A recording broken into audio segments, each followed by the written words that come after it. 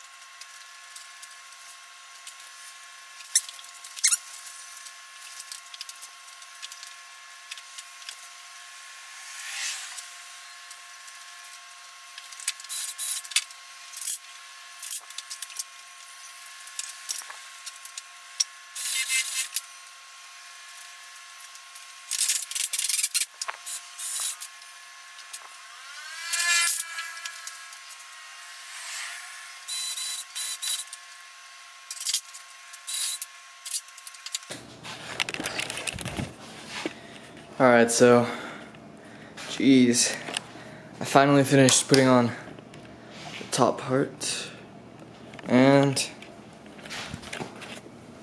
looks pretty good. I'll start doing the thing that holds the table saw now. Alright, so basically I finished the table saw support pieces, and this piece will just go on top of that. So I just put the table saw in, just to see how it looks, of course, and it looks like it fits nice, so that's good.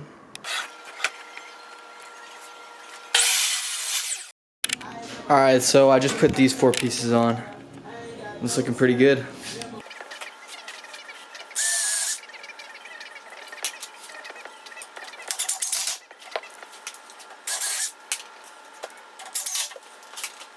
Alright, so I just finished putting on the wheels, and everything's perfect. It rolls around very nice. Everything. And I cut out this hole in the middle of the plywood board so that it fits around the table saw.